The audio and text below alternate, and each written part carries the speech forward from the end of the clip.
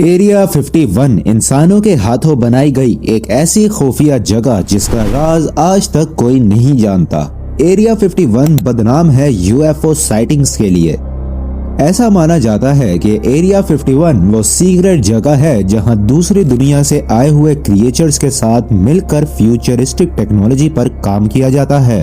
वहां पर एलियंस के ऊपर टेस्ट भी किए जाते हैं। एरिया 51 दुनिया की उन खुफिया जगहों में से एक है जहां पर इंसानों का तो छोड़ो कोई परिंदा भी पर नहीं मार सकता।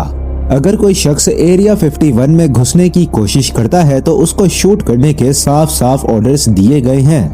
यूएस गवर्नमेंट नहीं चाहती कि एरिया 51 के राज दुनिया के सामने आए, लेकिन सवाल ये है कि सरकार एरिया 51 के राज को दुनिया से आखिर क्यों छुपा रही है।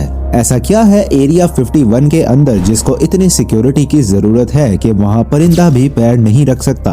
क्या वाकई एरिया 51 के अंदर एलियंस के ऊपर टेस्ट किए जाते हैं या असली सच कुछ और है। आप एरिया 51 के इस मैप को देखिए। ये जगह रेगिस्तान और पहाड़ियों के बीच किसी भी शहर से मीलों दूर मौजूद है।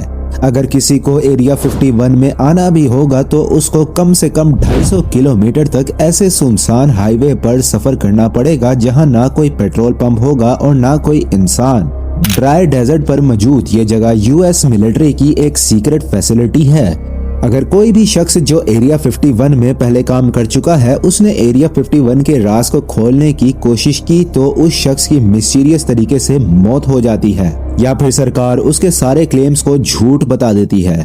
साल 2014 में एक सीनियर साइंटिस्ट बॉयड बोशमान ने एरिया 51 के राज को दुनिया के सामने लाने की कोशिश की।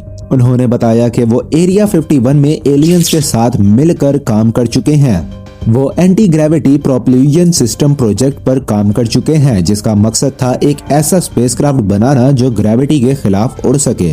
बुशमान ने अपनी बातों को प्रूव करने के लिए कुछ फैक्ट्स भी रखे। उन्होंने एलियंस के कुछ फोटोग्राफ्स दिखाए जो एरिया 51 में मौजूद हैं। जिस टेक्नोलॉजी पर वो काम कर रहे थे उन्होंने उसके स्केचेस भी दिखाए, लेकिन सरकार ने उनके सारे क्लेम्स को झूठ बता दिया।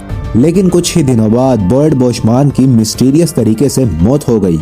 पर सवाल ये है कि बॉयड बोशमान की बातें आखिर कितनी सच थी। अगर बोशमान की बातें झूठी होती तो एक सीनियर साइंटिस्ट 78 साल की उम्र में मरने से पहले आखिर झूठ क्यों बोलता। एक शख्स था बिल ऑनहाउस। उन्होंने अपनी मौत से पहले ये क्लेम किया था कि वो एरिया 51 के S4 साइट में एलियंस टेक्नोलॉजी पर रिवर्स इंजीनियरिंग का काम कर चुके हैं। उन्होंने बताया कि वो एलियंस के डायरेक्ट कांटेक्ट में थे। ओहाउस का कहना था कि एरिया 51 में एलियंस के यूएफओज भी मौजूद हैं जो एंटी ग्रेविटी टेक्नोलॉजी पर काम करते हैं। उन्होंने बताया कि वो जिस एलियन के साथ काम कर रहे थे उसका नाम जे रोड था जो एक यूएफओ का पायलट था और इंसानों से टेलीपैथी के थ्रू बात करता था। लेकिन ऑफिशियल्स ने बिल ओहाउस का ये क्लेम भी झूठ बता दिया। बॉब लेजर एक फिजिसिस्ट थे जिन्होंने ये क्लेम किया कि वो एरिया 51 के S4 साइड में एलियंस टेक्नोलॉजी में 1989 में रिवर्स इंजीनियरिंग का काम कर चुके हैं। लेकिन बॉब लेजर्स के इन क्लेम के बाद उनकी हिस्ट्री को ही बदल दिया गया। जो भी हो, लेकिन एरिया 51 में कुछ तो ऐसा है जिसके बारे में सरकार बात नहीं करना चाहती। अगर हम टाइम में पीछे चले जाएं तो ये साल 1947 के टाइम की बात है। ये वो टाइम था जब अमेरिका में यूएफओ को देखे जाने की खबरें सामने आ रही थी। 24 जून 1947 को एक प्राइवेट पायलट केनेथ आर्नल्ड ने बताया कि जब वो अपना प्राइवेट प्लेन उड़ा रहे थे तब उन्होंने सीटल शहर के आसपास पहाड़ी के नजदीक 9 यूएफओस को देखा। उन्होंने बताया कि वो यूएफओस फ्लाइंग सॉसर जैसी डिस्क शेप में थे और बहुत हाई स्पीड से उड़ रहे थे। ये यूएफओ देखे जाने की हिस्ट्री की पहली खबर थी। इसके करीब 2 हफ्तों बाद न्यू मैक्सिको में रोसवेल के पास से एक किसान मैक ब्रेजल ने यूएस मिलिट्री को इन्फॉर्म किया कि उसने खेतों में किसी अननोन चीज का मलबा पड़ा हुआ देखा है। जैसे मार्शल जो रोसवेल आर्मी के एयरफील्ड में एक इंटेलिजेंस ऑफिसर थे, वो वहां पहुंचते हैं और उस मलबे को उठाकर राफ बेस ले आए। इसके बाद यूएस मिलिट्री एक प्रेस रिलीज करती है जिसमें अगले दिन यानी 8 जुलाई 1947 को न्यूज़पेपर में खबर आ जाती है कि रोसवेल आर्मी एयरफील्ड ने एक फ्लाइंग सॉसर यानी उड़न तश्तरी रिकवर की है। राफ ने बताया कि तेज तूफान के चलते एक फ्लाइंग सॉसर क्रैश हुई है, लेकिन अगले ही दिन 9 जुलाई 1947 को इस खबर को चेंज कर दिया गया और बताया जाता है कि वो कोई फ्लाइंग सॉसर नहीं बल्कि एक वेदर बलून था। 31 साल बाद रोसवेल का ये इंसिडेंट फिर से एक नया रूप लेकर सामने आता है। इंटरनेशनल यूएफओ म्यूजियम के फाउंडर ग्लेन डेनिस ने बताया कि उनकी एक फ्रेंड राफ में नर्स थी। वो गलती से एग्जामिनेशन हॉल में चली गईं, जहां डॉक्टर्स कुछ अजीब क्रिएचर्स पर झुककर टेस्ट कर रहे थे। वो क्रिएचर्स देखने में इंसानों जैसे लग रहे थे, लेकिन उनका अपीयरेंस अजीब था। उनकी हाइट 3 से 4 फुट थी, हाथ पतले और सर बड़ा था और उनकी आंखें बड़ी बड़ी थी। यूएफओ रिसर्चर्स का कहना था कि रोसवेल आर्मी एयरफील्ड ने सिर्फ यूएफओ का मलबा ही नहीं रिकवर किया था, बल्कि उन्हें एलियंस की डेड बॉडीज भी मिली थी। उसके बाद रोसवेल आर्मी एयरफील्ड ने उस मलबे और डेड बॉडीज को एरिया 51 में भेज दिया। साल 1978 में न्यूक्लियर फिजिसिस्ट और यूएफओ रिसर्चर स्टैटन फ्राइडमैन ने जेसी मार्शल का इंटरव्यू लिया।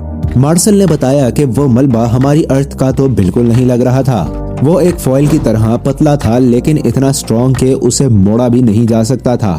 अमेरिका में आज तक लोगों ने कई जगहों पर यूएफओ साइटिंग्स के क्लेम किए हैं और सबसे ज्यादा यूएफओ साइटिंग्स एरिया 51 के पास ही हुए हैं, वो भी नेवाडा रीजन में। लोग एरिया 51 को एलियंस के साथ जोड़कर देखते हैं, लेकिन क्या पता ये सब एक प्रोपेगेंडा हो।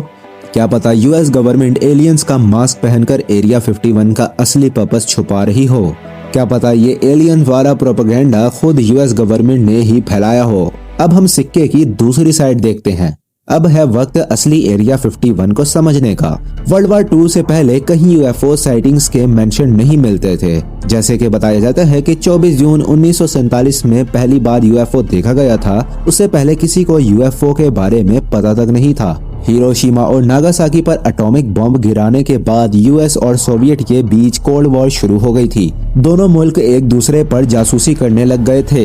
यूएस चाहता था कि वो एक ऐसी स्पाई एयरक्राफ्ट बनाए जो सोवियत यूनियन पर नजर रखे, लेकिन उसकी एग्जिस्टेंस का पता ना चल सके। इसी वजह से उन लोगों को ऐसी सीक्रेट जगह चाहिए थी जो आम लोगों की पहुंच से दूर हो। 1950s में नेवाडा डेजर्ट में एक ऐसी जगह मिल भी गई। CIA ने उसी जगह को चूज किया। अमेरिका वहां पहले से ही न्यूक्लियर टेस्ट करता था।